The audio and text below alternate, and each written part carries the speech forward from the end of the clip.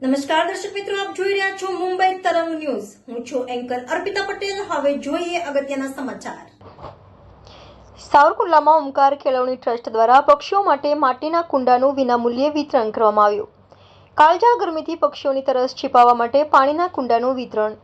સાવરકુંડલાના ઓમકાર કેળવણી ટ્રસ્ટ સંચાલિત મૂળરાજ ધરમસિંહ નેણસી વિદ્યાલય દ્વારા છેલ્લા 3 વર્ષથી એક ઉમદા પહેલ કરવામાં આવી છે, જેમાં ઉનાળાની ગરમીમાં પક્ષીઓને મદદ કરવા માટે માટીના કુંડાનું વિનામૂલ્યે વિતરણ કરવામાં આવી રહ્યું છે.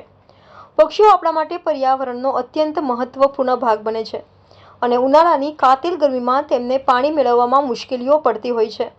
આ વિદ્યાલય દ્વારા પક્ષીઓને પાણી પીવા માટે માટીના કુંડા આપીને પક્ષીઓને મદદ કરવામાં આવી રહી છે, જેથી તેઓ તંદુરસ્ત રહી શકે અને ગરમીના તાપનો સામનો કરી શકે. આ વિદ્યાલય દ્વારા છેલ્લા 3 વર્ષથી આ સેવા કાર્ય ચાલુ છે, જેમાં વર્ષે પણ 1000થી વધુ માટીના કુંડાનું વિનામૂલ્યે વિતરણ કરવામાં આવી રહ્યું છે.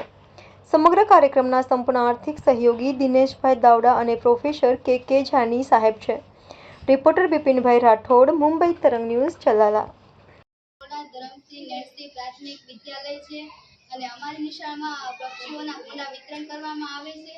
તેથી બધા બાળકોને જણાવવાનું કે કુંડાનું ચોખ્ખું પાણી રાખવું અને ટીંગાડીને રાખવા, દિવાલ ઉપર રાખવા અને ચોક્કસ રીતે રાખવા અને ઊંઘા પક્ષીઓ તેને પાણી